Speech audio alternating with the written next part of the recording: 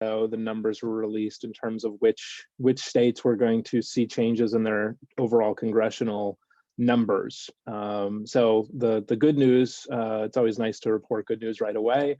Wisconsin is unaffected by that at the congressional level. So our state grew at just about 4%. And as a result of that, we maintain the 8 congressional districts within the state.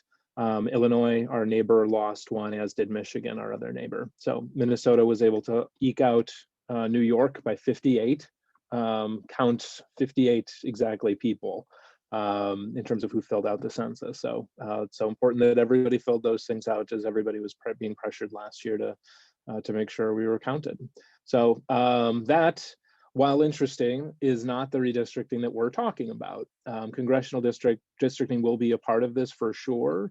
And Professor Petering will get to that. But what we're talking about, the numbers don't change. There's 33 state senators and there's 99 state representatives, as there has been in our state for decades.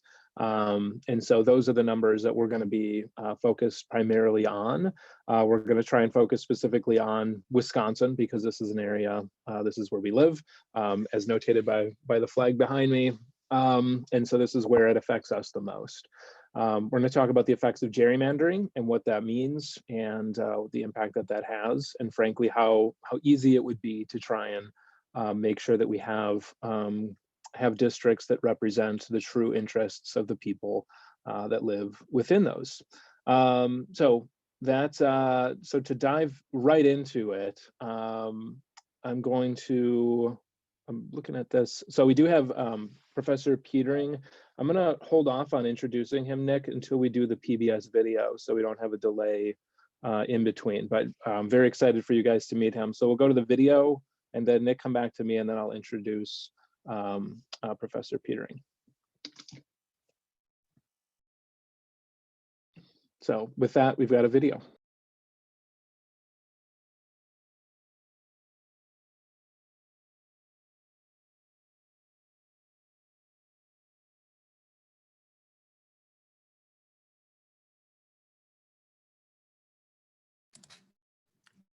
I think you need to share the audio.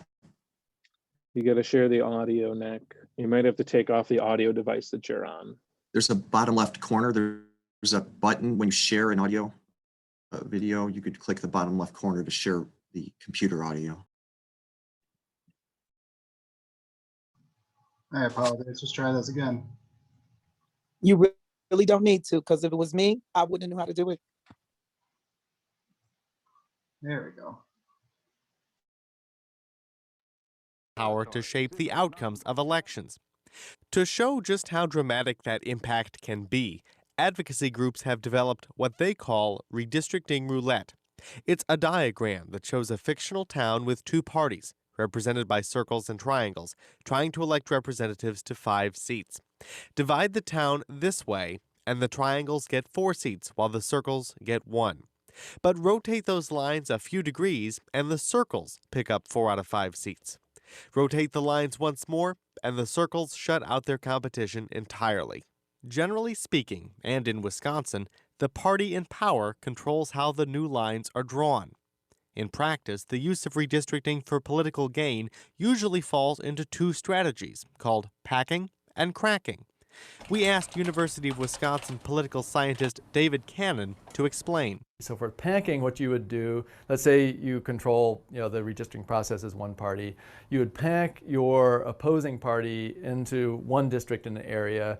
So basically give them that one district and then pick up the 3 or 4 surrounding districts. Cracking would be if you're really getting to be aggressive and think you can win all the seats, then you can split up your opponents into sort of slices where you then would dilute their power so you could gain advantage in every one of those districts that are being affected. These techniques are not new. In 1812, Massachusetts Governor Elbridge Gerry signed a bill that critics said redrew congressional districts to benefit his own party. The bill consolidated members of the opposing parties into oddly shaped districts, including one that was said to resemble a salamander, or gerrymander. Despite the potential for political motives, the Supreme Court left the methods of redrawing districts up to individual states until the mid-20th century. The states could do whatever they wanted with redrawing district lines. And so a lot of states just didn't even bother to redraw their lines. They would go 10, 20, 30, 40 years and not even redraw lines at all. In Wisconsin, for example, the state legislature redrew districts in 1921. The lines weren't redrawn until 1953, when a committee of 5 lawmakers and 3 citizens redrew districts for the state legislature in hopes of making those districts more even. Other states, however, continued to have unequal districts. The districts became very unequal in size in terms of population, and so the faster growing parts of the state would get 2, 3, 4, 10 times as many people in the state legislative district as parts of the state that weren't gaining population, or in fact even losing population.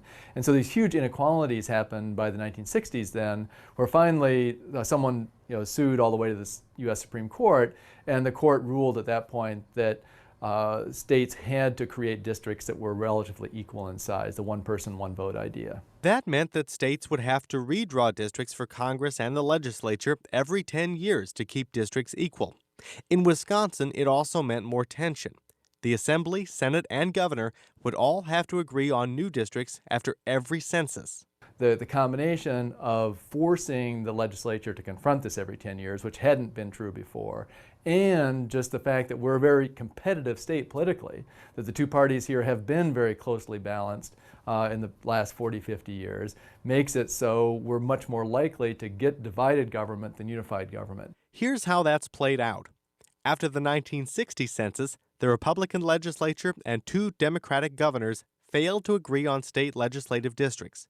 Eventually, the state Supreme Court intervened and drew new maps. After the 1970 census, a Democratic governor, a Democratic Assembly, and a Republican Senate were deadlocked again over new maps. The state Supreme Court threatened again to draw new lines before lawmakers reached a compromise. In the 1980s, 1990s, and early 2000s, divided governments faced the same challenges, the same deadlock, and the same involvement from the courts. That all changed in 2011. For the first time in generations, there was no divided government. Republicans controlled the Assembly, Senate, and governor's office. And so with the Republicans firmly in control, they basically took control of the process and kind of took it out of the public eye in a way that hadn't been true before. The new maps passed the Republican-controlled legislature and were signed by Governor Scott Walker. Citizens groups soon challenged the new maps, but the courts ultimately upheld the new congressional maps and called for minor changes in the legislative maps. Since then, some have called for a new method of drawing district lines in Wisconsin. The next round of redistricting is just 7 years away.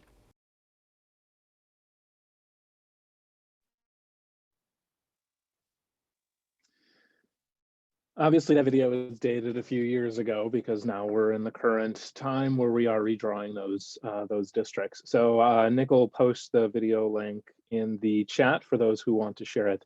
But yeah, just as a caveat that there is that piece of it that's a little bit off. So with that, we're going to dive over to so this. Let me just back up and talk about the People's Maps Commission, which we'll talk about a little bit more. I heard Professor Petering speak when the People's Map Commission was talking about the 4th Congressional District, and he was the first one to speak in the public comment section, something that folks still can register their opinions on. And so he spoke at that. He also emailed the office about trying to highlight what else can be done about redistricting and try to talk about how important it is and how to try and prevent gerrymandering in the state. So with that, we got to working, and Dr. Petering is going to be speaking with you. So a little background on him. He was born and raised here in Milwaukee County. He's the Associate Professor of Industrial and Manufacturing Engineering at UW-Milwaukee. Prior to joining UWM, Dr. Petering received his PhD and master's degrees in Industrial and Operations Engineering from the University of Michigan and a bachelor's in mathematics from Washington University in St. Louis. In his research, he developed develops math and computer modeling techniques that help improve the productivity of large-scale systems.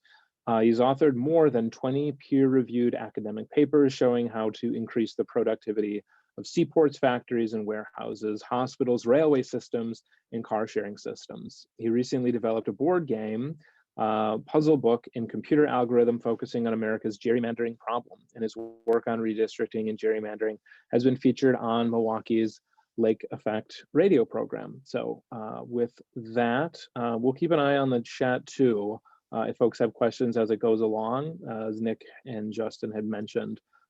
So if you have a question, one of the 83 folks, we will put those in the chat, but we will have a portion later to try and do more in person to answer those questions. If you just so folks know that, so we're not completely backing up too much. So with that, kick it over to Professor Petering to talk about his work and his game. Okay, thank you very much, Senator Larson. I'm delighted to be here and delighted to be your constituent. Yes, I'm here to discuss with you guys work I've been doing in the last 3.5 years in searching for a gerrymandering antidote. Here's an outline of my presentation. I'm going to be going into a quick background and then talking about redistricting criteria, using a few simple examples, and then quickly moving to real world cases of Wisconsin's congressional districts and Wisconsin State Senate and State Assembly districts. And I'm going to introduce my computer algorithm for automatically making fair maps and showing you some algorithm output for both the State Senate and State Assembly and Wisconsin's congressional districts. If there's time, I'd be delighted to share with you my district strategy game for forming election districts. So political districts, as we know, are a fundamental aspect of US democracy. They're redrawn every 10 years based on the latest census data in a process called redistricting. And again, we do think of 3 types of districts. We think of the US congressional districts, state Senate, and state House districts being redrawn every 10 years. So redistricting is done to equalize the district populations to compensate for population movement. And in this process, we do largely determine the composition of state legislatures in the US House of Representatives. Once those lines are drawn for the next 10 years, we have a pretty good idea of which party is going to be in control of a state Senate or state Assembly or the US congressional delegation for each state. Here's a picture of the recent Wisconsin congressional districts from the 70s up until 2011. In the 70s, 80s, and 90s, we had 9 congressional districts. And then in year 2000, we lost a congressional seat, and there were only 8 districts beginning in 2000, from 2002 to 2011. And my goal is to make this an interactive presentation. So we're going to get started right now with a poll. What I showed you were the districts from a little while ago. What about today's congressional districts? Can you identify which of these 4 maps correctly displays Wisconsin's current congressional districts? And I'm going to be giving a poll here, and you are able to vote here for one of the 4 options. Map A, map A, B, C, or D. And one of these 4 is the correct map for our congressional districts. When you vote, be sure you do click the submit vote button to make sure you register your vote. It looks like we have almost half of the attendees have voted. And I see the numbers going up and down for the different categories. But I'm going to close off the polling in about 10 seconds. So we keep moving forward here. So don't be sure to register your vote. We got 5, 4, 3, 2, 1, 0. Okay, let's take a look at the results. And we have the majority of people narrowly have correctly selected map B. Indeed is the map of the current congressional districts in Wisconsin. Of course, I think it's understandable. Many of us would not get this correct because we don't really spend a whole lot of our free time looking at these maps. Anyway, congratulations to those of you who identified B. Let's see here if I can keep going. Something just happened with the presentation. Okay, here we go. And so the other options, A, C, and D, are options that have been created by my computer algorithm. And I'm going to be delighted to talk with you about that later on. Who draws the map in the various states? And for US congressional districts, we have an indicator here on the left, and then who draws the state Senate and state House districts in each state. The green states and the yellow states are the ones that are using an independent or politician commission to draw them, probably the most fair process. The states in light blue are the ones that essentially draw the map by passing a law just like any other law. It needs to, be passed by the state House, the state Senate, and then signed into law by the governor. And the governor can veto that. And if the state lawmakers only can override that veto with 2/3 of the vote. And that's the case in Wisconsin. Now, there are a few states here in purple and pink in which actually the governor really does not have the power to override that map. And so we see a lot of those states in the east and southeast are where actually the governor can't even play a role in deciding those districts. The legislators are basically voting on the lines of their own districts and no one else can stop them currently. Now, let's take a look at redistricting examples. What are we interested in when we draw a map? Well, what are the criteria? Certainly we have some legal requirements. We need population equality. We also need contiguity. Each district should be a single connected piece. With population equality, we want the districts to have either exactly the same population or close to the same population. Now, there are many, many ways we can satisfy these legal requirements. So now we might have some other things that we would desire in a map. We may desire political fairness. Many people think of political fairness. When we think of that, we think of that the total portion of seats expected to be won by a party is very close to the total portion of the statewide vote received by the party. So if, like in Wisconsin, we have basically a 50-50 state, a politically fair map, one could argue, is one in which each party is expected to win 50% of the seats. Another thing that is commonly talked about when we make districts is compactness. A compact district is one that is nice looking, one that has a nice shape without a long, narrow, snake-like or tentacle kind of like region. And on the map here, this is the map of Wisconsin's congressional districts. We see the gray district is not very compact. Okay, that's not a very nice shape. On the other hand, the green and the purple districts here are pretty nice shapes. Another thing we might be interested in is the competitiveness of the districts. Are the parties expected to win them by narrow margins? If so, that would be a pretty competitive map if the winner is expected to win it narrowly. So let's take a look at a little more abstract example to see how when we make a map, we might not be able to get all of these criteria satisfied perfectly. So consider a state in which we have 50 people, 20 of whom support the red party, 30 of whom support the blue party. Assume each person's represented by a square here, and they're kind of arranged in a little grid. And we imagine we're going to make 5 political districts here. Well, one way we could do that is to do it like this. We have 5 kind of horizontal rectangles. Now, in this map, we look at who wins each district. The blue party is winning every single district by 6-4. And so blue party wins all districts. I would say that is not fair because the blue party has a 60% vote share, but the blue party is winning all of the districts.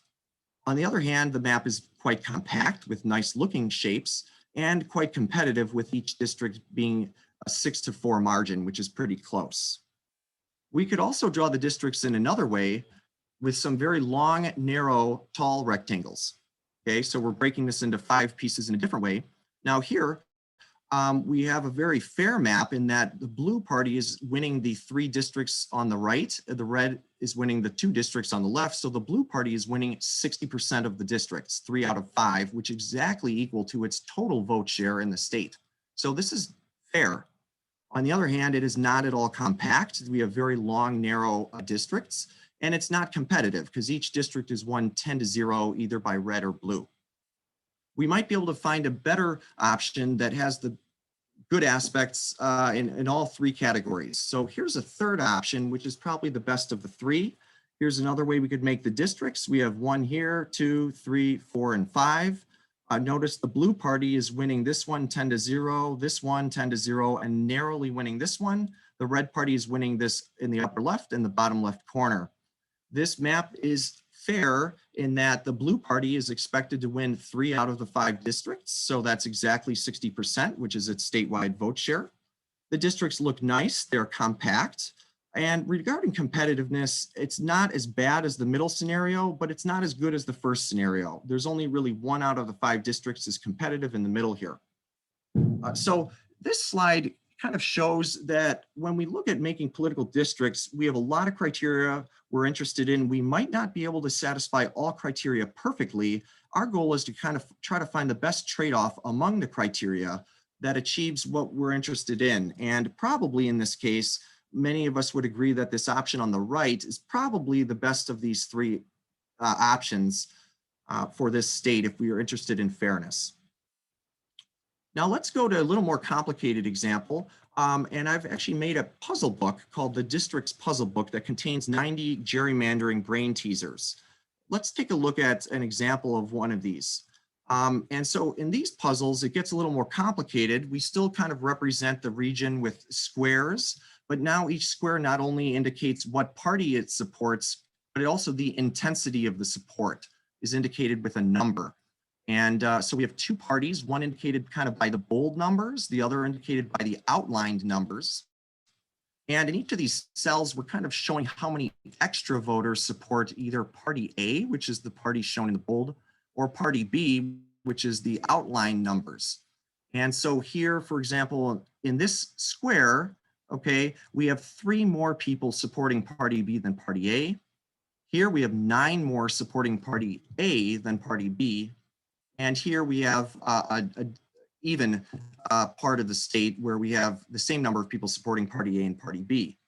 And so we can ask ourselves a question of, can we divide the state into 9 districts of equal size so that party A wins 7 of 9 districts, each by at least 4. Party B wins 7 districts, each by at least 2. Or each party wins 3 districts and 3 districts are tied. I want to remind everyone here that each party has the same total number of voters in this state. If you sum up the numbers in bold and add them all up, they would equal the sum of all of the numbers that are outlined. And when we make these districts, we want to make 9 districts, each of which has one of these shapes, kind of like a shape from the game Tetris. And so this puzzle book kind of shows that we can divide up the same region in 3 dramatically different ways, according to rigging it in favor of party A, in favor of party B, or making it fair. Let's take a look at the solution to this puzzle. And solution to puzzle A is this. We could draw the districts like this to give party A, which we're going to color red, okay, but party A is also indicated by the bold numbers. Okay, party A wins 7 of these districts, each by at least 4. For example, in this square, there's a 9 bold number, that's party A. Here, these add up to 5 for party B. So party A wins this one 9-5. So it does win it by exactly 4. And if you go through, all of these red shapes are won by party A by at least 4. Meanwhile, these 2 blue districts are won by party B overwhelmingly. Now we could gerrymander the state in the opposite way. Totally different scenario here, where party A only wins 2 districts and party B wins all the remaining 7 districts, each by at least 2. Or we could make a fair map. Here's the fair case where we have 3 tied districts shown in purple. For example, here we have the party A has a 7 and party B has a 1 + 4 + 2 = 7. So this is a tie. Here we have another tie. Here we have a tie. A 10 = a 10. So we have 3 tied districts, which are in purple, 3 districts won by red, and 3 districts won by blue. We can ask ourselves, how do these maps, how are they doing related to political fairness? Well, clearly the first 2 maps are heavily rigged. Okay, super rigged in favor of the 2 different parties. The last one is definitely very fair. In terms of compactness, they're all about the same, so-so. In terms of competitiveness, certainly the last scenario is again the most competitive. We have 3 tied districts as well as a few narrow victories for Party A and Party B. So among these 3, if you're interested in fairness, clearly option C is the best. But let's take a little bit of a deeper look into the fairness issue here, because there might be another way we could divide up this state and be fair. So again, on this slide, I've repeated the solution to the puzzle C, where we're making the fair districts. We're going out of our way to make them fair. Okay, they're fair. Are they compact? So-so. And are they competitive? Yes, very competitive. Now, we might be able to think about making fair maps in another way. What if we try to make a fair map without using party preference information? So we might want to just focus on making very nice shapes of the districts and then see what would happen politically if we did that.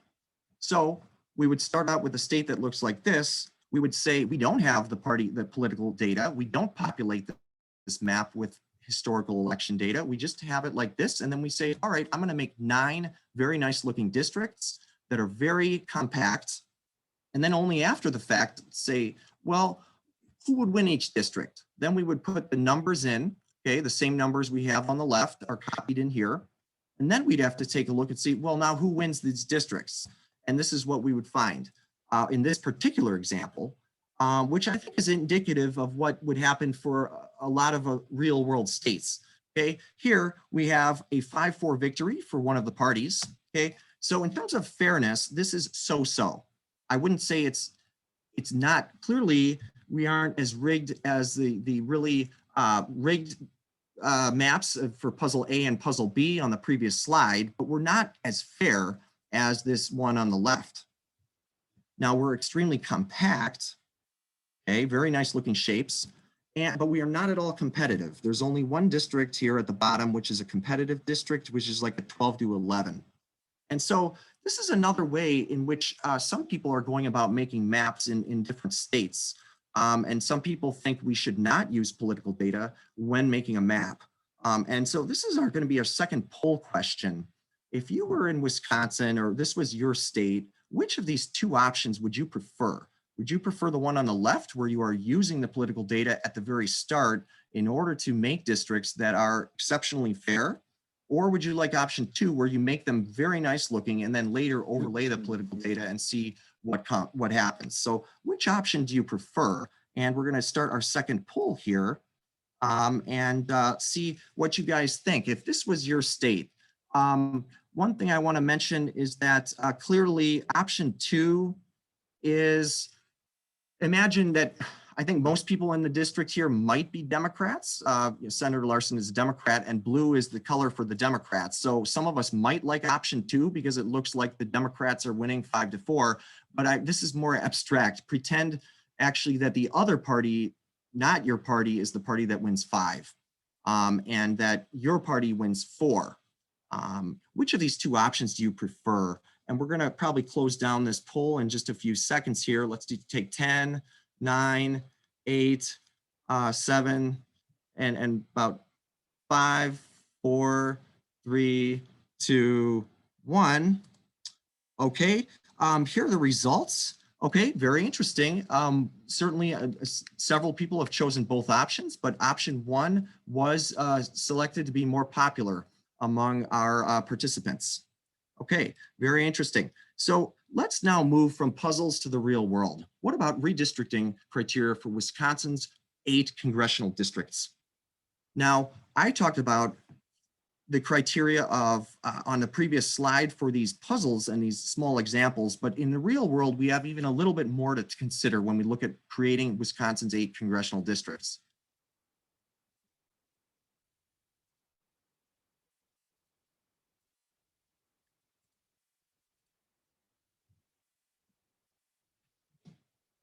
We have a redistricting decision, certainly needs to meet legal requirements of, in the case of congressional districts, we need strict population equality. The districts must have exactly equal populations or be off by just 1 person. Districts should be contiguous. In addition to that, we have maybe the interests of the people in the legislature who are voting on the plan. They may want to keep the plan similar to the current district plan because under that district plan, they were elected to their seat. And so if we keep the lines the same, they are likely to still be reelected. And so that also kind of ties into the issue of incumbent protection. A lot of legislators will want to see the map of their where they would live in the future and what that district would look like and see are they likely to win re-election or not. Now, we also have talked about the issues of compactness. In addition, there's an issue of communities of interest and also several things related to fairness, for not just the political parties, but the voters as well as the candidates. I want to go into this very briefly here, but related to the political parties, certainly having a proportional seat share is something that people will take into account. So if you have a 50-50 state in terms of the total vote, you probably want to have 50% of the seats won by each party, or at least expected to be won based upon historical election data. But more than that, there's another way to make it even more fair, because what if you make a 50-50 map, but one party has, let's say, 20 vulnerable districts where they're expected to win it by only a few percent. The other party has no vulnerable districts. Okay, that wouldn't be very fair, would it? So we also need to take a look at the parties having a similar number of vulnerable districts with a similar degree of vulnerability. Okay, and I'd say these two together go into making it fair for the political parties. We have competitive districts, that's fair for the people, I think, because then the representatives and senators will be really motivated to connect to their constituents because they're in a competitive district, as well as incumbent neutrality to not favor incumbents or disfavor incumbents versus challengers. That would be for fairness of the candidates. And so there's a lot more going on here than in those puzzles. I want to now move to our next poll. Now we're going to go back to the same four maps we had at the beginning. Which of these four options shows a fair map of Wisconsin's congressional districts?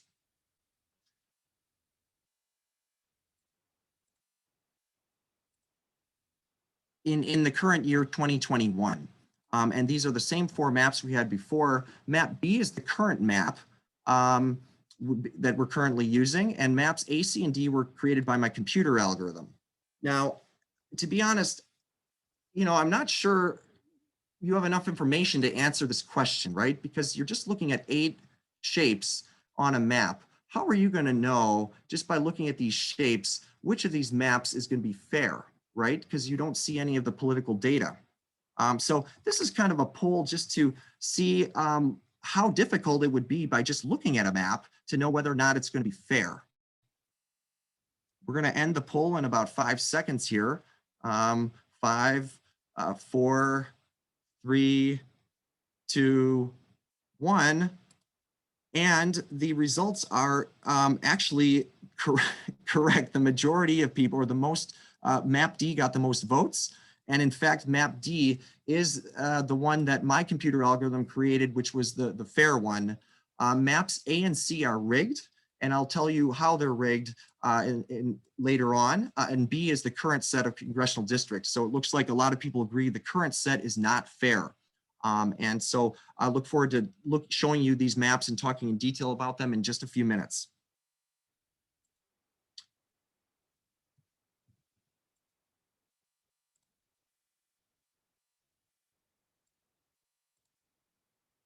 Okay, so in fact, D was the fair one. Now, here's a question. Should we use historical election data when making the districts? Well, which of these criteria, when we make our redistricting decision, rely on using historical election data? Well, there's most of them. I mean, quite a lot of them. Anything related to fairness, if you want to know if a map is really fair or not, you're going to have to use that historical election data, as well as whether an incumbent is protected or not. And so my answer to this question is we definitely should use historical election data. That's my opinion. And now, interesting, let's take a look. The Wisconsin People's Maps Commission has ranked some of these criteria for which in what order it's going to consider these when making a map.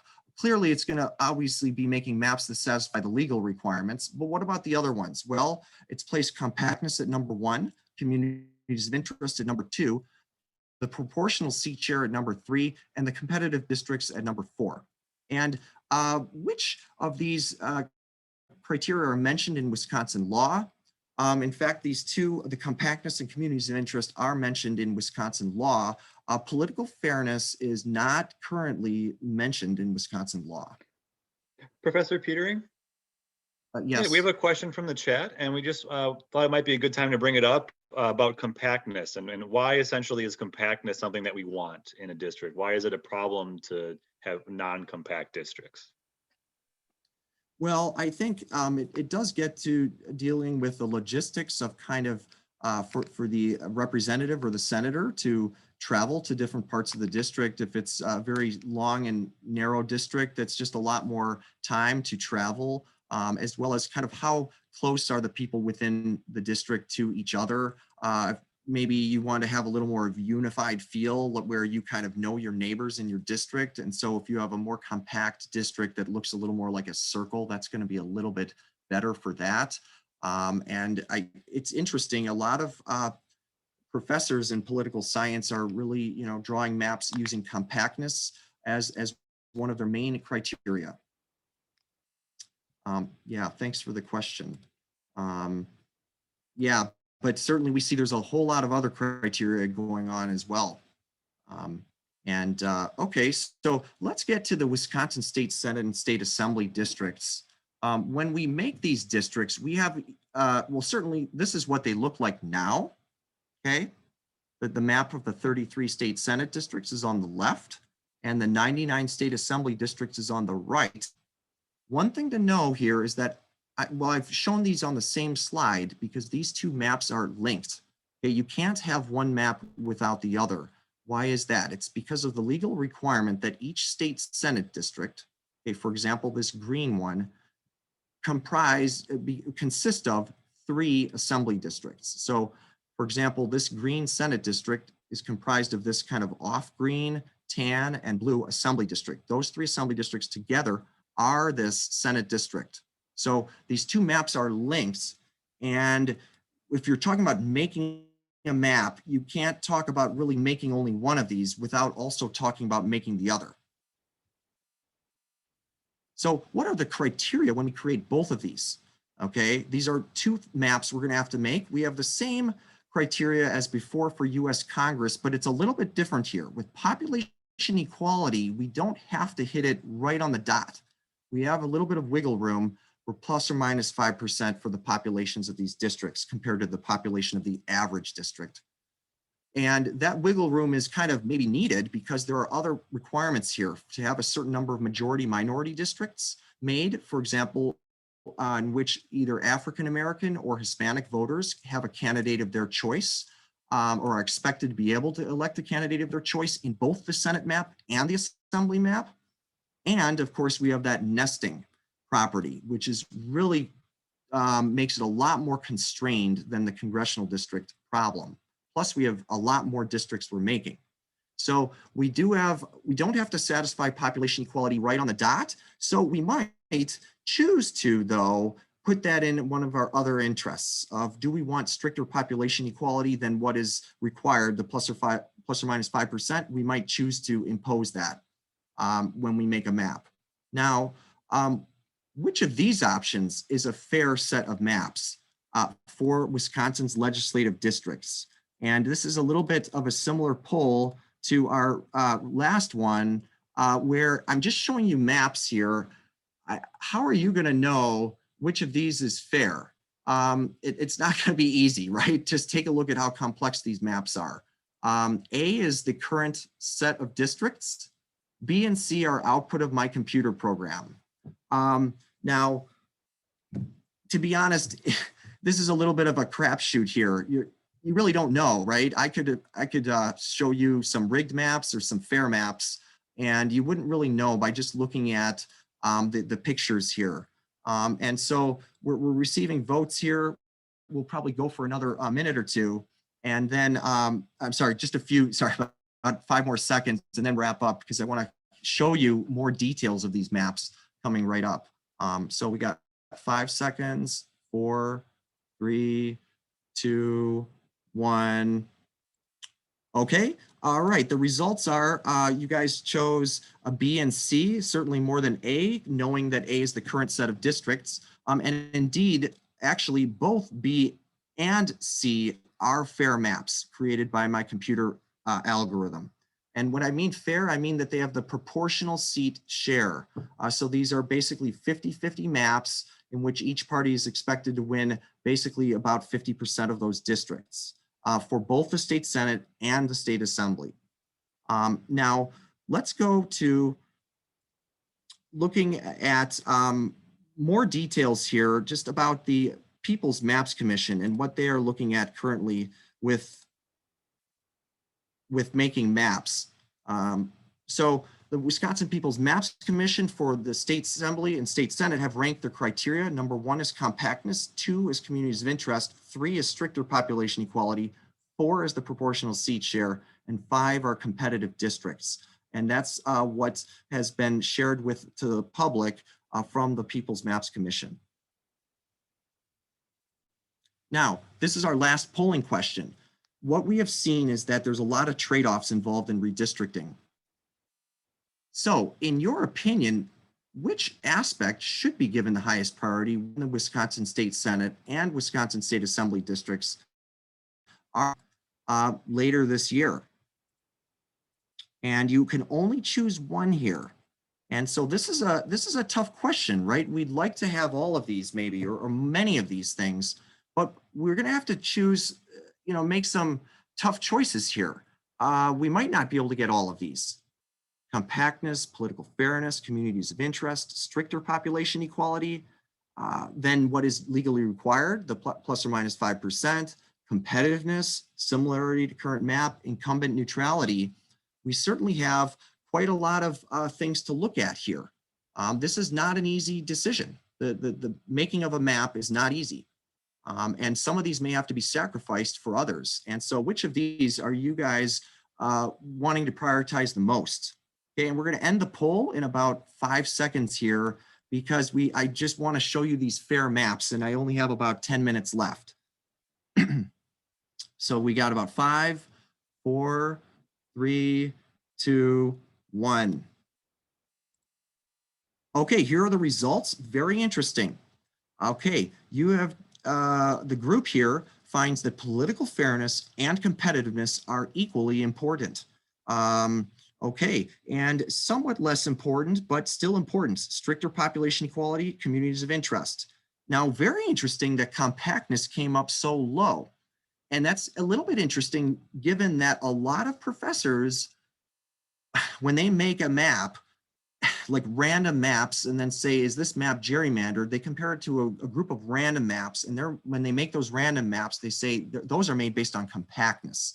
And then they say, oh, this is a gerrymander because it is way different than the average map created under only with compactness.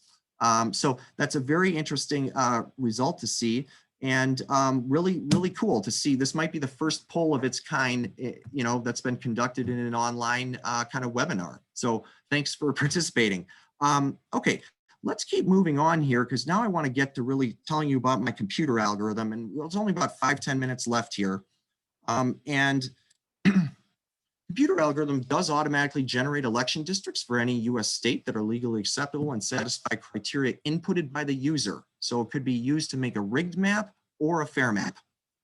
The computer algorithm can be run multiple times to produce varying maps for US House and State Assembly and State Senate.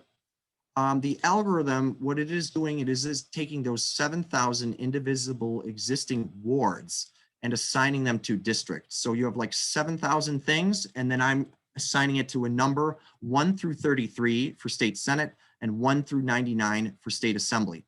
Okay, think of there's untold trillions of ways of doing this, okay, mathematically, okay, and 9 aspects are considered in the algorithm. Certainly the ones that are related to legality, making a legally acceptable map, and then quite a few of those other criteria that we saw in previous slides are considered. What I don't yet have is communities of interest, and I don't yet have the similarity to the current map, but I have just about everything else. Now, what's a piece of the algorithm output? Let's take a look at the algorithm output for the Wisconsin State Senate and State Assembly map. Now, here are the current maps. Before we look at the output of the algorithm, let's compare it to the current maps. Take a look at how do these maps look? Do they look nice? Yes or no? That's for you to answer. What about, are they fair? Well, currently for Wisconsin State Senate, 21 of 33 districts are currently controlled by the Republicans, and the Republicans controlled about 20 of those districts ever since the previous redistricting was done in 2012.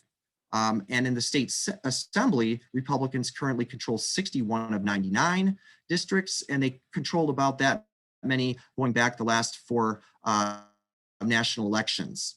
And so let's take a look at some output from the algorithm now. Here is what I claim to be is a fair map of the 33 Wisconsin State Senate districts. Okay, take a look. Does it look nice to the eye?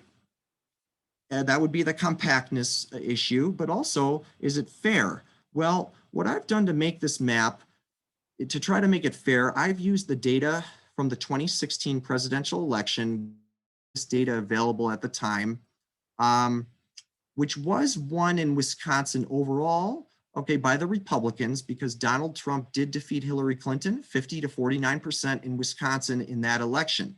So I believe a fair map is one in which then the expected number of districts won by the Republicans is just the narrowest possible majority, which is 17-16. And indeed, in this map, 17 of the 33 districts are expected to be won by Republicans, the remaining 16 by Democrats. How did I do that? Well, each of these, districts here has a bunch of little pieces in it, wards. And for each of those wards, I know how many people voted for Donald Trump and Hillary Clinton in 2016. I sum those up within this area to find who is expected to be the overall winner within this piece. I do that for every piece, and I find that 17 of them are expected to be won by Republicans. Now, let's take a look at the matching assembly map. Okay, this is what my algorithm came up with for the matching assembly map for this Senate map. Again, this is based on data from the 2016 presidential election, very narrowly won by the Republicans, 50 to 49, and we have 99 districts total here. So a fair map would be one in which 50 of these 99 districts are expected to be won by Republicans if you populate the map with the data from the 2016 presidential election. One thing I want to mention is I think the shapes look pretty nice here. They're pretty compact, and this does satisfy the nesting properties. So for example, this brown Senate district is consisting of the black, brown, and purple assembly districts here. Those are in here. Okay. In addition, both of these maps satisfy the Voting Rights Act. There are a certain number of districts in the state Senate map that are expected to be won or have a candidate of choice that is selected by African American and Hispanic voters, as well as the state assembly map. Okay, so that is a lot of constraints here that the algorithm is able to handle. We have some more output, other fair maps, which satisfy the exact same criteria of being essentially a bare, slight majority of districts, the smallest possible majority expected to be won by Republicans based on 2016 data. Now, of course, we have the 2020 data, which has just recently been released in the format that I need to make the map. So the next map I'm going to be making for Wisconsin is going to have it the other way around, where the Democrats are going to be winning just by the narrowest possible majority, 17 Senate districts and 50 House districts. Want to just get to output of the program's output for congressional districts. This is the current set of congressional districts in Wisconsin. 5 of these 8 are controlled by Republicans, and Republicans have controlled 5 districts since the last redistricting cycle. Here's that output that we saw in an earlier slide of the fair map created by the algorithm. Now, this is quite fair in a few ways. 4 districts are expected to be won by each party, first of all, because we are a 50-50 state. Each party should expect to win 50% of the districts. In addition, we have near perfect partisan symmetry in that the narrow victories are the equal number of vulnerable districts for the 2 parties and an equal degree of vulnerability. So check this out. We have 2 districts expected to be won by Republicans by exactly 4%, and 2 districts expected to be won by Democrats by exactly 4%. And all other districts are expected to be won by double-digit margins. So this map is very fair. It's totally symmetrical, basically. Each party could lose 2 districts or gain 2 districts, and there could be a 6-2 result going either direction with equal likelihood. And now we have a couple of maps that are rigged, however. The algorithm could make a rigged map. This is a map heavily rigged in favor of the Republicans, where 6 of 8 districts expected to be won by Republicans. Here's another map that created by the algorithm in which 5 of 8 districts are expected to be won by Democrats. Okay, these are dramatically different possibilities for our congressional districts. Okay, huge swing of power here, and yet both of these maps look quite nice to the eye. So I think this comes with a lesson here, a cautionary lesson when we look at redistricting, is that even a map with perfect looking districts could be rigged, okay, as is the case with both of these maps.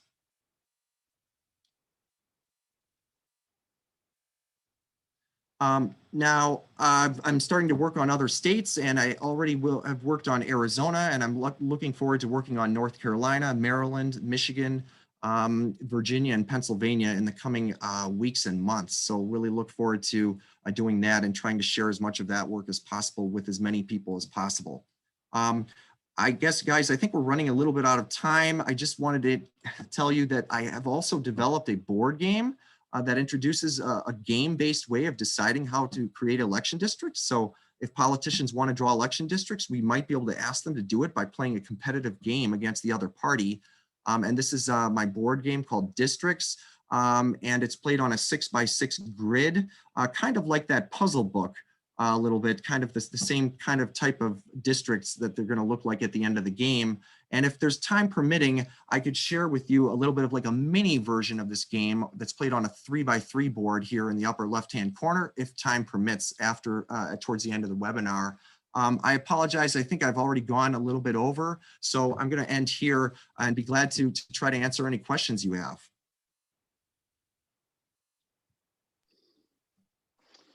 Excellent. Thank you, Professor Petering. That was fantastic. I truly appreciate it.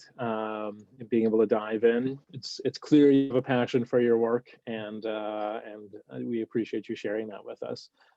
Justin and Nick, I saw you answering some of the questions, but I realize only some of the panelists that can also see those. Any of those you want to bring forward before we transition? One person did have a question about whether a person's party identification was included in the algorithm at all. And I did not believe that it was. I think it was based on just election results, but I just wanted to make sure to ask you that first. Oh yes, in terms of the privacy of individuals, yes, this is the algorithm just takes a look at the ward level. We have the data for how many total votes were received by a Republican and a Democratic candidate in a particular election, for example, US President or US Senate. And then we can just use that. We definitely have no data whatsoever related to anything at the individual level, if that was the question. Yep, I believe so. Okay, any other ones, Nick or one Justin? person had a question about how local districts were drawn. So like, aldermanic wards and things like that, county boards. Yeah, Senator Larson, would you like to answer, or I could give it a shot? I'm not as Sure. And traditionally, it starts at the ward level. So good question. Well, we can nerd out even more. Traditionally, what happens is once the census data comes out, the first thing that happens is local communities draw wards, and these then are the building blocks that make up larger maps. And so that is traditionally what ends up happening.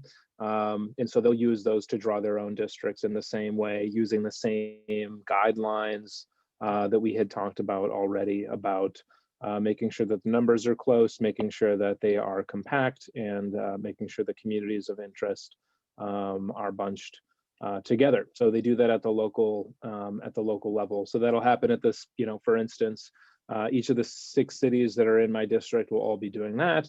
And then also for county board seats, and then similarly for school board seats. So that all plays out at the same time. Now, that being said, they actually changed the law before they were about to break that 10 years ago. when it passed quickly. So what happened then is they moved very quickly. And so it was passed within a month of introduction. And at that point, there's three bills that came through. And the first one said that they no longer had to wait for ward data to come through. But I believe it was a one-time thing. So normally the wards have to be drawn before local communities can draw their own districts. Yeah, and then I guess the only other thing on that is the numbers are determined locally. So for instance, City of Milwaukee has aldermen, each in its own unique district. County Board in Milwaukee has 18, but then in other areas you have overlapping. So for instance, West Dallas has 8 districts and 2 people from each of those. So they're drawn into districts and 2 people from each of the districts. Whereas other parts, Oak Creek Franklin School District has at-large seats. So it's for the entire district. And when those elections occur, they take the top 2 each time.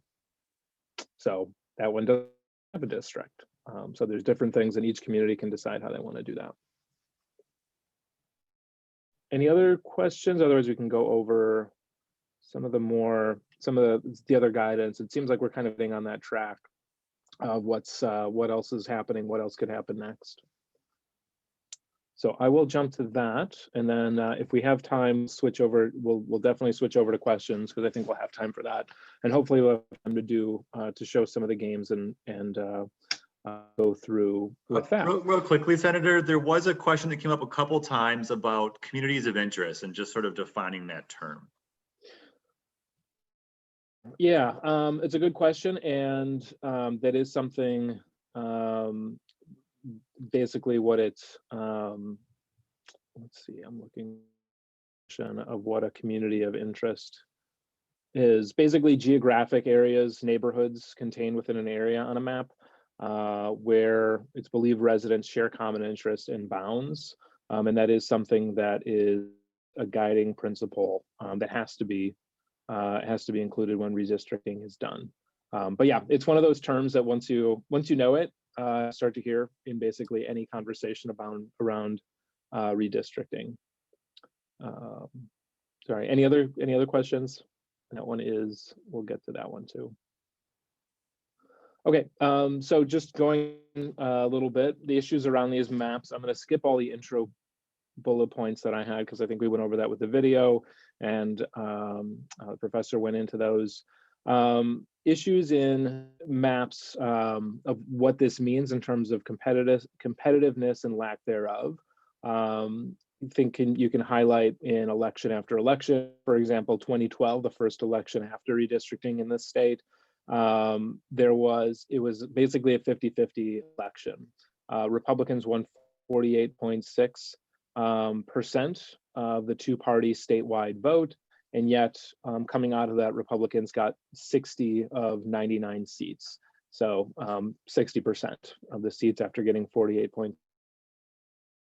Similarly, in 2014, when they got 52%, Republicans got 52%, they got 63 out of 99 seats. So 52% of the vote, but 63% of the seats. So it shows when the system is rigged. Historically, elections statewide are very close. Democrats and Republicans are pretty evenly spread across the state. And so those two elections kind of show that. And you could also use 2016 to highlight that, or 2020, where even in both of those, where there was a different presidential preference at the top of the ticket, the number of assembly seats that changed hand was, I think, 3. There was a grand total of a difference of 3 seats. Each time, and of course it was baked towards Republicans, where right now they hold 61 seats total. The state's maps during the last census cycle faced various legal challenges, including going all the way up to the US Supreme Court in Gill v. Whitford. In the federal court case, Baldus v. Brennan in 2012, the United States District Court of the Eastern District of Wisconsin ordered that state assembly districts 8 and 9 be redrawn because it violated the Voting Rights Act and several provisions of the state constitution. So those are actually in the third Senate district. So if you're in the 7th Senate district and you live in my neighborhood, that is the area immediately west in the 3rd Senate district. So it's basically the 5th ward in that area, Walker's Point, where they had to redraw those lines. The US Supreme Court and Gill v. Whitford, they remanded the case back to the district court, basically saying that the Supreme Court is unable to take the case. The court ruled that the map for the Wisconsin State Assembly intentionally took away the voice of Democratic voters. The court case was the first time in over 30 years that the court had invalidated, I think this was referring to the wrong, that bullet point's referring to the Baldus decision. But yeah, they kicked it back to the district court level. And so at that point, it stayed there. So there was a chance the US Supreme Court was going to pick it up, but they declined to. Since then, Kennedy, who was the deciding justice, has retired. And so we'll see what ends up happening if there's additional court cases brought all the way to the Supreme Court about fairness. But they neglected to weigh in on partisan preference and how that should play in terms of competitiveness. And in this senator's opinion, I think that they ended up punting on it and said that the decision should be left up to voters. But obviously, if the maps are rigged, you can't really do that, right? And so to basically, there was a good quote where somebody said, well, the way to decide who wins Monopoly is by playing another game of Monopoly. And so you can kind of see the circular logic at play. So the court punted on it. Okay. People's Map Commission. So this is something that the Governor Evers, has initiated. This was noted in the video, or was noted in the video that we need to change the way we're drawing fair maps. This is something that is enormously popular around the state, including every time there's a referendum on having fair maps, it passes regardless of the background of the district. So this census, the Governor Evers enacted Executive Order 66 at his 2020 State of the State address to create the People's Map Commission. And I note that there was already a link put in the comments. So whoever put that, if you could repost it, that would be good so folks can read up on it. And so over 70% of voters have voted in support of fair maps. 55 counties have passed resolutions and 32 counties have passed referendums. In total, 56 out of 72 counties back having fair maps. This is something that's vastly bipartisan. When asked, the total is 83% of Democrats want fair maps, 63% of Republicans, and 76% of independent voters. So the commission is a nonpartisan group of Wisconsinites from each congressional district. They've held hearings by congressional district to hear directly from the people who are to draw new and fair maps for the state. So far the commission has participated in more than 20 hours of public hearings. They've heard from over 1,000 Wisconsinites. So thank you to you if you're one of those who have spoken out on it. And they've done that in 65 counties and 245 municipalities. And those folks have had a chance to learn about redistricting from 18 experts across the country and Wisconsin. So this same commission will use the 2020 census data as it comes out. We don't have the details on that yet. So the numbers that came out today are just flat numbers for the entirety of the state and off of the 435 congressional seats. The more detailed stuff will come out in August. So I know that that's a question on the side of when this actually kicks up this August, when more detailed information will be coming out. And so the commission will use 4 different criteria. The first is contiguity, each district connected to another district. Compactness should look reasonable to the eye, and they'll use math to determine compactness. Preserve political boundaries. Counties and municipalities will remain intact whenever possible. The other group of criteria that they're going to be using, this is all based off the Voting Rights Act criteria. The second group is on communities of interest, which we talked about. And to repeat, communities of interest means geographical areas or neighborhoods contained within an area on a map where residents share common interests and bonds. And then group three of what they must do is about population deviation. So each representative should have approximately the same number of constituents. This is the one person, one vote. And it's kind of shocking that that was not always the case. So that is a clear piece of making sure that the districts each represent the same number of people. In group 4 is about partisan fairness. This is something that's not required, but is part of the commission's directive to have partisan fairness. Preference will be given to plans that tend to lead to proportional outcomes, as well as competitiveness of elections as an additional consideration. Because, as we've mentioned, non-competitive respond less to constituents, and I think that becomes pretty clear. The number of folks, if there is, it kind of shows how broken the system is. If your state senator, your state representative, or U.S. representative, is refusing to get back to you, a lot of these things are pre-baked. Just to give you an idea of what this means for our congressional districts, we have 8 congressional districts in the state of Wisconsin, and 7 of those 8 were decided by over a 20-point margin in the last election. There was only one where it was less than 5 points in the last cycle, and the cycle, I think 2 cycles before that, it was also that close. So that is obviously a huge problem. It means that politicians end up catering more to warding off a partisan primary of their own party than trying to find the true representation of the district. Partisan primaries have way lower turnout than the full election. So I was comforted to see the turnout of the surveys as we had put those out. As the professor had put those out for folks to answer, and finding that fairness is something that is of high value. So before we jump to questions, just a few things of what we can do moving forward.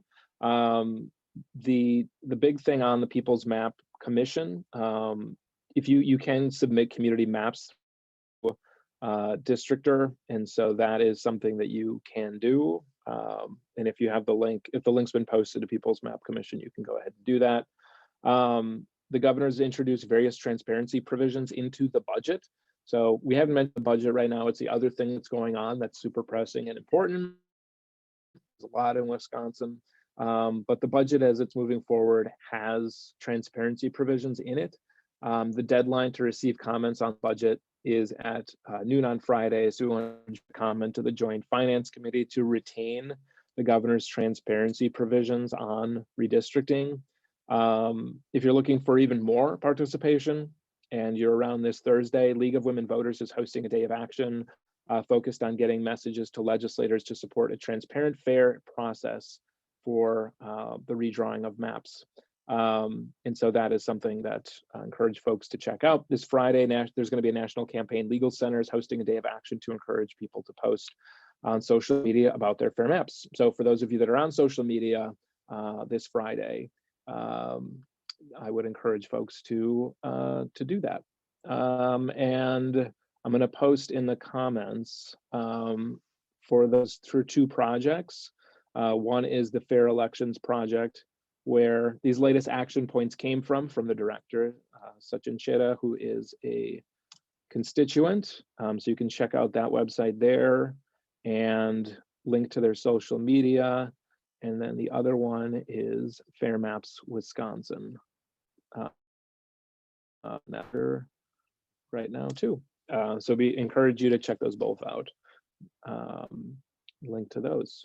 So I have not been looking at the comments, which is probably the best practice when I'm speaking. But if there are questions, Justin and Nick, any ones you want to draw attention to? Why is Chris Larson's state map hanging sideways? It's actually hanging straight down, but the angle is at a side. There you go. I got that question.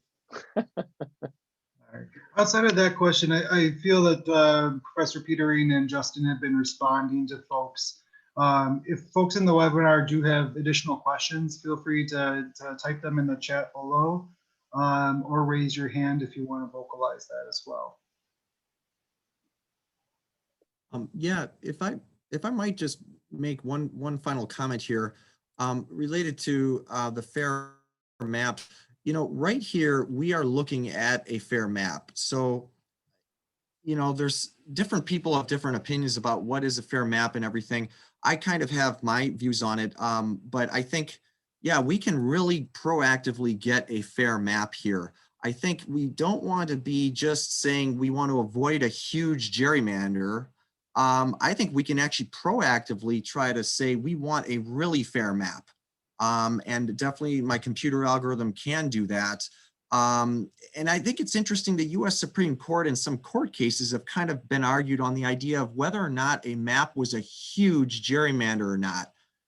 But I feel we should maybe look at it the other way, saying, you know what, we should any gerrymandering if we can use a computer algorithm to make a, you know, really map for Wisconsin like this, right down the middle. Why should we tolerate any amount of gerrymandering? We can proactively go here and get nice looking districts, fair and competitive. Here we have 1/3 of the districts in each of these maps is expected to be won by less than 10%. So this map is really satisfying quite a lot of what we're interested in, probably better in every aspect than the current map, which again was this one. This map is more compact, it's more fair, it's more competitive. And so I think we want to, you know, maybe put some pressure on, you know, our lawmakers and as many friends and family members as we can to just say we can proactively get a very fair map this time and not just leave it to kind of chance or just avoid a huge gerrymander. Let's go for it. Let's go for the gold. Agreed. Yes, absolutely. And I think that's the goal of why we're talking about this now. And you're going to end up hearing a lot more about redistricting, about gerrymandering between now and September. And a lot of it has to do with getting people to recognize the importance of this. When there was massive gerrymandering 10 years ago, it happened pretty quickly. Basically, the map came out, it was written in secret in a law office where the public didn't have a chance to weigh in on it. Suddenly the maps were out. Again, little chance for people to actually come and speak at the Joint Finance Committee hearing, the room that they did the hearing in before it ended up moving forward. And so that you know, didn't give a lot of people time in the process. And over the last 10 years, people have understood the implications of that. So, which is why we're doing this. I know that there's other ones that are going to be coming up. So folks should pay attention to those. And then of course, we'll continue to talk about this from the office. So if you're getting the newsletter and on our social media, you'll see me talking about this a whole heck of a lot more. And so just diving into some of the questions, are there override the governor's veto? The answer is no in both houses. So the Senate is one vote away from being one vote to stop a veto override, and then the Assembly, there's a little bit more of a cushion. There's a few seats. So no, they do not have the ability to override the veto.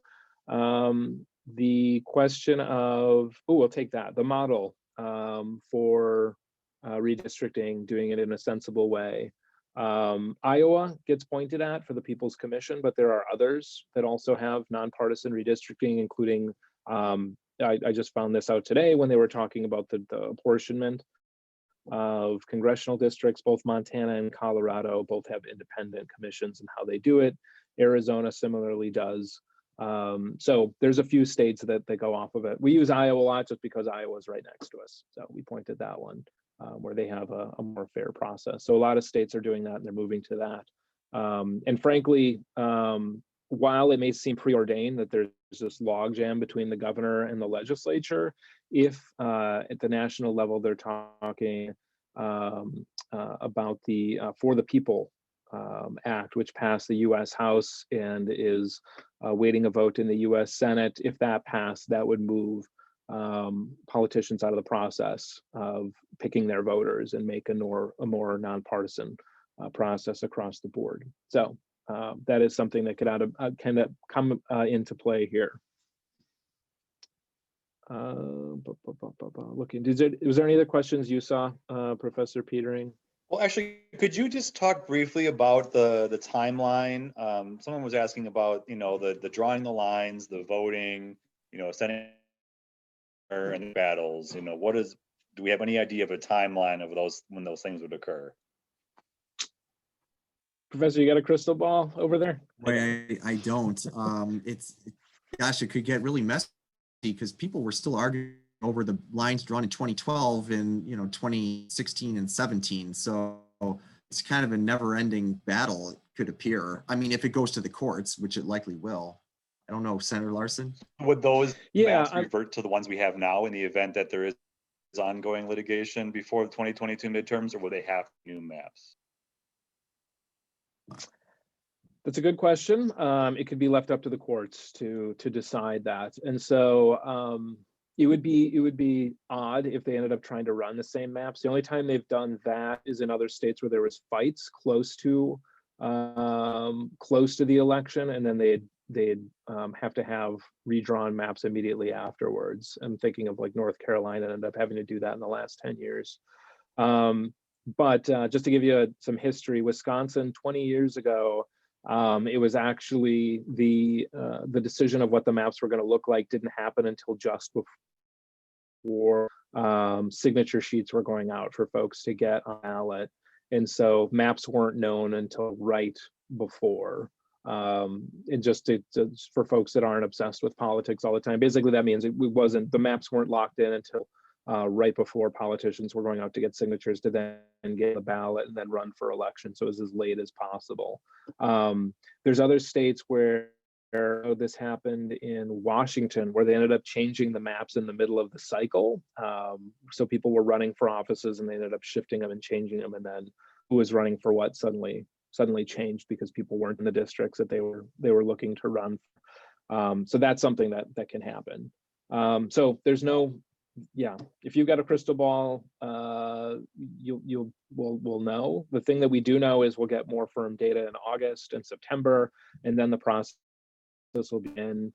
My guess would probably be that the state legislature will draw their own maps. The governor's, the People's Maps Commission will draw their set of maps. And then frankly, it'll be a fight over which court ends up weighing in. There's an effort to try and make the state Supreme Court weigh in. There's an effort to try and get the federal courts to weigh in and say that the governor would be excluded from the process by having it pass as a resolution, which has never been the case. So that's something that's currently before the state Supreme Court for a ruling. So we don't know, but there's a menu of different things that can happen. Prevent gerrymandering. Do you know how it would? Yes. How would HR1 claims to prevent gerrymandering? It would require nonpartisan commissions to draw maps across the country. And I just like to mention with the nonpartisan commission, it's certainly better than allowing a single party to do the process. However, I've been looking into Arizona recently. They have a nonpartisan commission. They are not allowed to use the political data, the historical election data, when they make those maps. So that's very interesting that the process that comes out of, for example, Arizona's nonpartisan commission is not guaranteed to create a fair map. It is just likely to certainly avoid a huge gerrymander, but if it's kind of like the chips fall where they may, they're kind of pretending that not looking at the political data and then making maps that look nice and satisfy other criteria. So it probably won't, in Arizona, you're going to get something that is certainly not a huge gerrymander, but it's probably not going to be extremely fair either. It's going to be definitely closer to fair, but I personally feel we could use algorithms to really notch up that fairness even another level beyond what independent commissions are currently doing, even in Iowa. That's my personal opinion. Yep. Although the independent commission is certainly quite a good option compared to what we currently have in Wisconsin. Right. It gets us closer to that. It gets us closer to fair, which frankly is the goal of a lot of legislation, is it's closer to getting us to where we want to go. Why would the legislature create their own map? Don't they have enough to do? I like the joke. Thank you, Jody. Yeah, of course. That'd be great if the legislature were doing a heck of a lot more. Right now, they're looking, the big bill that's moving this week is requiring the playing of the national anthem before sports games. So that's the focus of the legislature this week. Not about COVID, not about masks, not about vaccinations, about the national anthems. But yeah, appreciate the joke.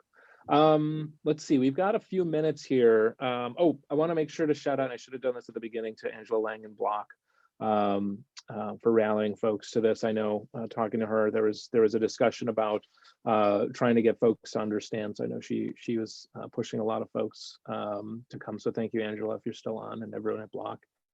And thank you to everybody for sticking around and asking the questions. If we do have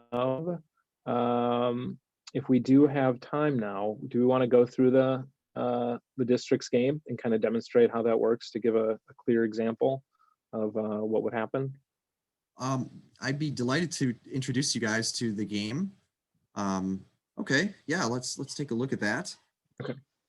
It's a very simple game, so it's really now I have a more complex game that has a larger playing area like this. And in fact, I've developed a game that will allow the players to actually make congressional districts in real states, but that's even more complicated. So we're going to go to something much simpler. I don't know if we have time to really go through the whole game, but basically what you're given at the beginning of the game is a 3x3 state that has 9 different parts to it. And in each part, you're shown essentially the historical election data, essentially how much the community favors a particular party. So you have either red or blue numbers in each of the 9 communities in the state. So for example, this square here favors the red party by 1 vote. This favors blue party by 3. And then you're going to take turns. So one player plays for red, one player plays for blue. It's almost like a little bit like a tic-tac-toe, but for politics and for adults, because it's a lot harder than tic-tac-toe to play. What you do is you're going to be making 3 districts during the game by playing tokens on these squares. And there's 2 types of tokens. There's home-based tokens, which would be the first token played for a given district. And then expansion tokens. Once the home-based tokens on the board, you could start to expand that district to neighboring squares using these expansion tokens. There's the orange, the green, and the purple, 3 different district colors in this mini game. In the regular game, there's 9 districts you make, but in the mini game, we have 3. And then you keep track on a scoreboard as to who is winning each district and by how much. And you do that by comparing the sum of the red numbers versus the sum of the green numbers in a district.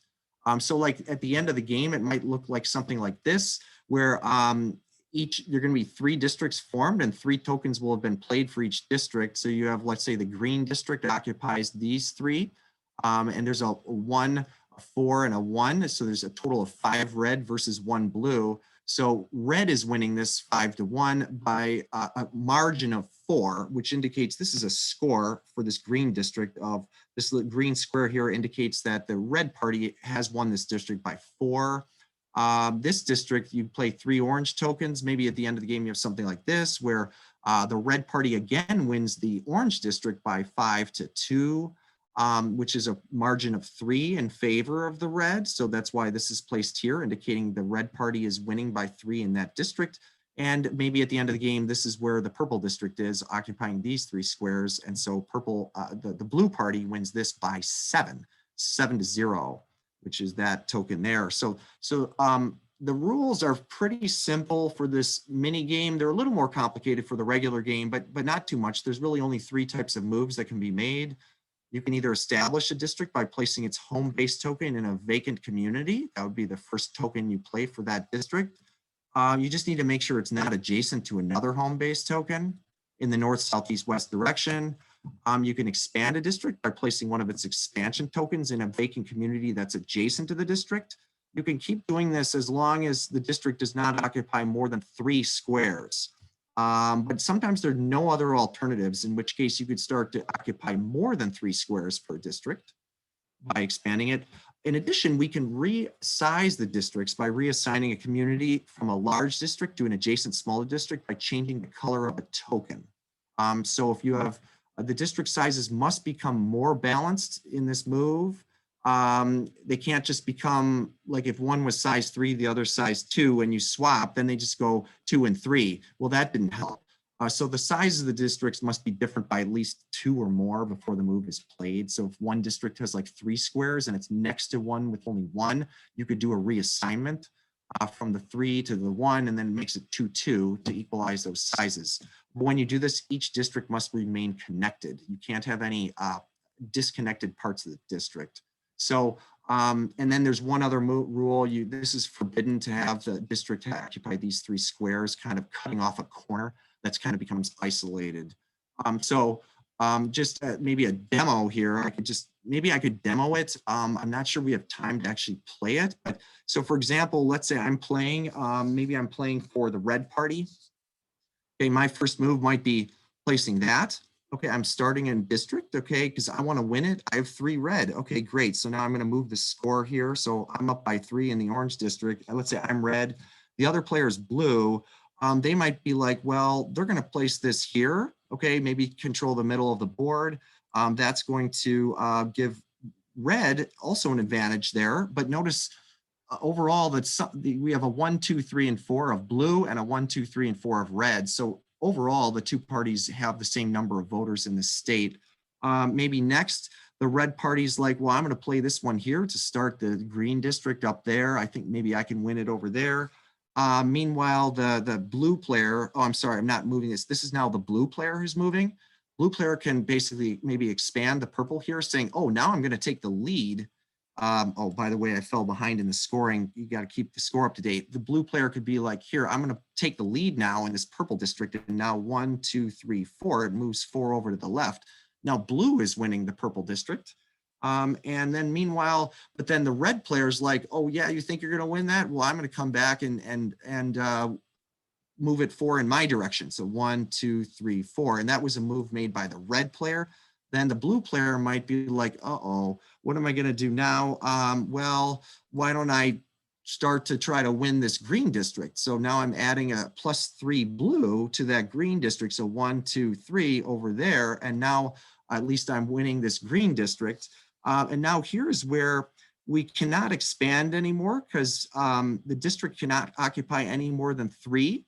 But unless there are no other alternatives. So there are no other alternatives here. So I might want to play a purple here, or a purple here. That is legal right now. But on the other hand, I can also reassign a community now because this is a size 1 next to size 3. And we're back to the red player making a move. The red player might say, well, I can reassign this now, and I'm going to take that off the board and make that an orange. Okay, move that over there. And then now it's the blue player's turn. Now the blue player can do other things and might be like, look, I'm narrowly winning this now, and I want to make sure I keep winning it. So they're going to put that there so that now the blue party is narrowly winning this orange district. Then maybe the red player goes and says, well, well, I guess I'll put that there. Now I'm not winning this district by as much, but still by quite a bit. And I'm sorry, I'm not keeping the scoreboard quite up to date here. But the red party's winning that by 5. And now blue party goes and says, well, you can't expand to greater than size 3 unless there's no other alternative. Here, there's no other alternative. You have to either play an orange there or a purple there. And they might say, okay, I'll play a purple there. That adds 2 blue to the purple district, moving it a little closer to even, but still the red party is winning this purple district. And then let's see, then the next move here, red has a choice. You could reassign here. This is size 4, that's size 2. You're going to reassign either this one to green or that one to green. And what would you do? Which one of these would you do if you are the the red party making this move now? Right now, the red party is losing, right? The red party is only winning the purple district, but is narrowly losing both the orange and the green. If I were to go here, then that would mean that the red party now wins the green district, but then the red party now loses purple and orange. So that wouldn't be good. So I think the want to go here instead. So what I'm going to do, the red party is going to do that to actually end up with, I think, a tie. When I do that, that adds 2 red to the green district, making it a tie, and that takes 2 red away from the purple district, moving it here, and that would be the end of the game. You'd have 3 districts formed, each of size kind of like 3 squares, and actually this game ends up actually in a tie. Again, the orange district here has a little more blue, 4-3 compared to red. So that's a victory of 1 for blue there. The green district is a tie because you have a 3 blue versus 3 red in this green district. That's a tie. And then this one is a slight victory for red, 4 versus a 3. And so that would be a kind of a little intro to the game to play that. I'm sorry, it probably went over a little bit longer than you had wanted. So that's kind of, I think, what I have for the game. I think we might be running out of time here. That was good. No, that was good. I'm glad we were able to roll through quickly at the end to be able to demonstrate it. So I'm just glad we were able to jump to questions and not keep folks too late. So no, very good job. Thank you. Even if it did end up in a tie, which is usually what happens if you play a game against yourself. So it was appropriate. Oh yeah, I guess. But yeah, thank you very much for your passion for this and for the work that you do for our esteemed university and on bringing us forward on redistricting on behalf of the 172,000 plus folks that I represent. I appreciate it and appreciate you stepping forward to share your knowledge with us today. And thank you to everybody who tuned in with us. If there are questions, and yes, I think there's a few folks asked if we're going to be posting this anywhere. Yes, it'll be on the website, senatorchrislarson.org or .com, one of those. And we'll have it there at the state website. It'll live, so you'll be able to share it there. So be sure and check that out if you want to review portions of it. And then as a reminder, League of Women Voters is doing an event on Thursday. And there will be, if you want to share your input and be part of the chorus this Friday, a lot of folks are going to be doing that. So thank you and enjoy the rest of your Monday.